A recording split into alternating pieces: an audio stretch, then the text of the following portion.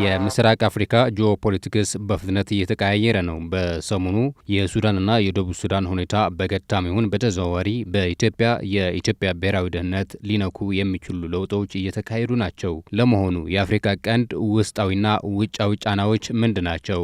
የአፍታ ዳሰሳችን ነው። ቻናላችን ሰብስክራይብ በማድረግ ተከታተሉን።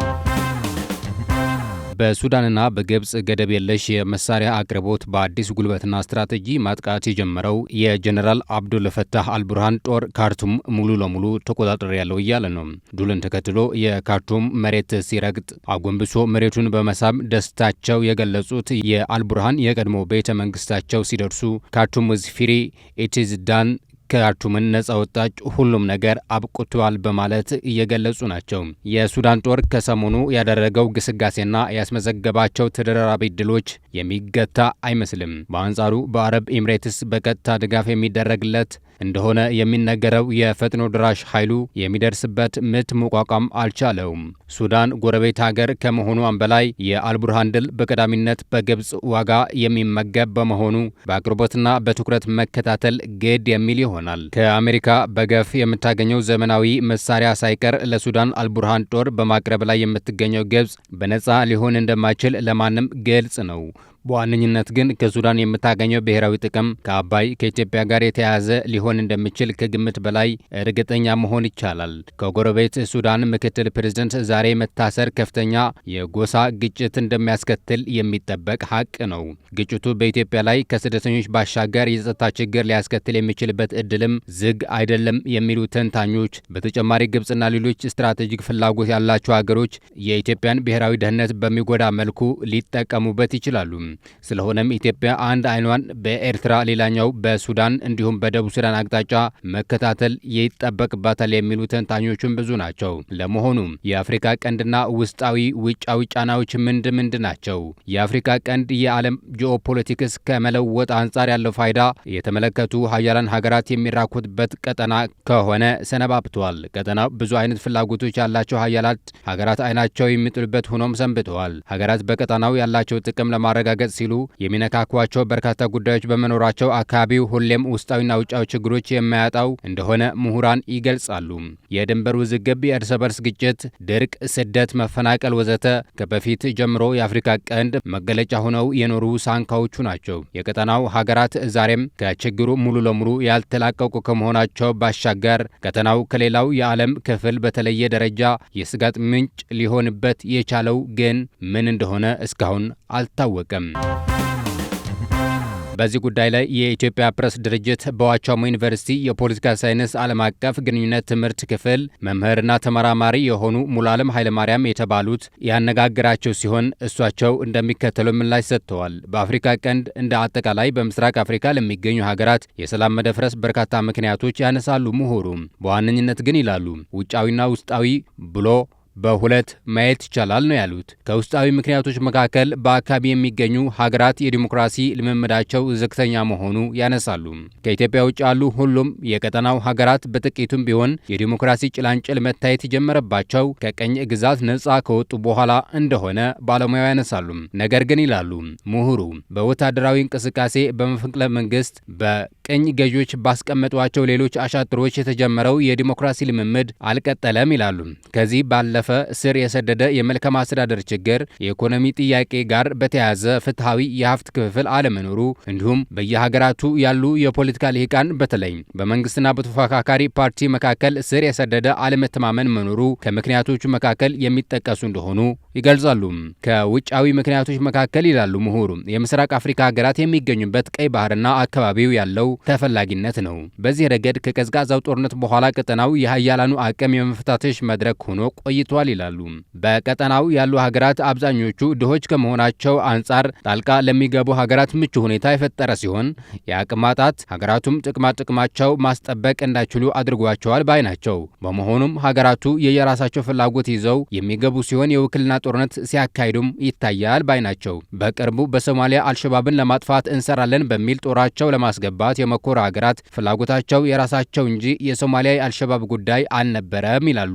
እነዚህ ክስተቶች ግጭቶች ቀጠናው ፖለቲካዊ ያልተረጋጋ ጦርነትና የእርስ በርስ ግጭት የማይነጥፉበት አድርገውታል። በዚህም ሀገራቱ ያላቸው የተፈጥሮ ሀብት በአግባቡ መቅሰም ስላልቻሉ ያለመረጋጋት፣ የእርስ በርስ ግጭት እና ለዜጎች ስደት ምክንያት ሆነዋል። በየሀገራቱ ያሉ የዲሞክራሲ ተቋማትም በህዝቡ በተፎካካሪ ፓርቲዎች እምነት የሚጣልባቸው እንደሆኑ ይናገራሉ።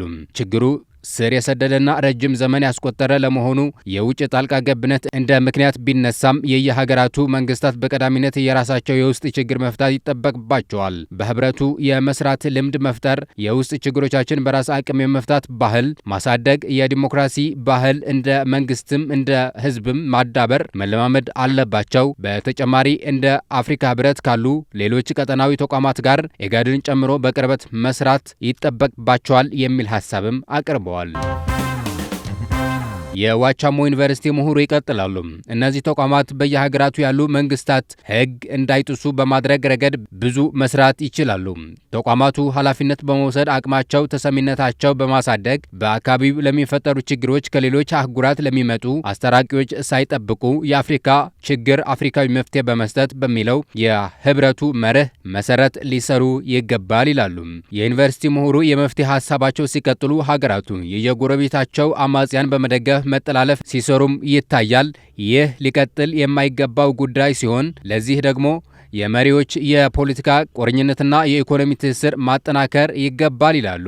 በተመሳሳይ በዚህ ዩኒቨርሲቲ የታሪክ ምሁር የሆኑት ዶክተር አስራት ኤርሞሎ እንደሚሉት ከሆነ አውሮፓውያን በቀይ ባህር አካባቢ ወደብ በመያዝ ወደ መሀል ሀገራት ሲያደርጉት የነበረው መስፋፋት ትንንሽ ሀገራት እንዲፈጠሩ ምክንያት እንደሆነ ይገልጻሉ። ከሁለተኛው የዓለም ጦርነት በኋላ ግን አዲስ ታሪክና አዲስ ጎራ እየተፈጠረ ሲመጣ ቅኝ ግዛትም እየተዳከመ መጣ ይላሉ። የአፍሪካ ቀንድ አካባቢ አውሮፓውያንን ከኤስያ የሚያገናኝ ወሳኝ ኬላ በመሆኑ የአውሮፓ ቀኝ ገዢዎች በቀጥታ የነበራቸው ግዛት ሲለቁ እነሱ በፈለጉት መልክ አርቲፊሻል ወሰን በመከለል ነበር ይላሉ። ይህ የፖለቲካ ብሶት እንዲፈጠር ምክንያት ሆኗል ይላሉ። ለምሳሌ ይላሉ በሶማሊያ በኩል የነበረው ታላቋ ሶማሊያ የመፍጠር ህልም በዚህ ሂደት የተፈጠረ ሲሆን የኤርትራም ጉዳይ ከዚህ ጋር የሚያያዝ እንደሆነ ያነሳሉ።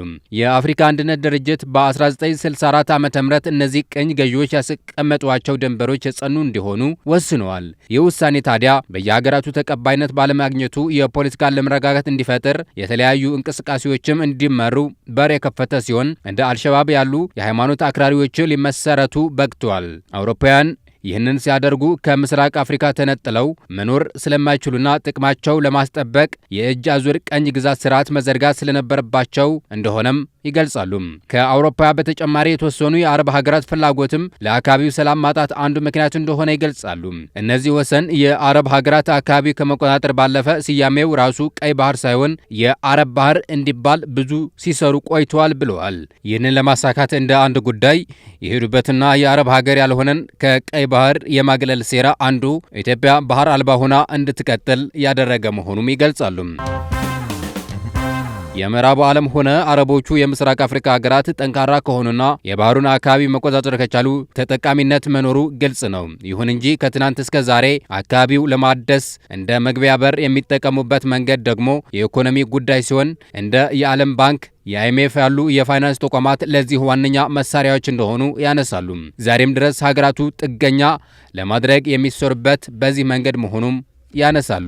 ለችግሩ አለመቅረፍም ሆነ እየተባባሰ ለመሄድ መፍትሄ የሚፈለገው ከችግሩ ፈጣሪዎች መሆኑ ደግሞ ችግሩ እስከ መጨረሻው እንዳይፈታ ያደረገው ነው።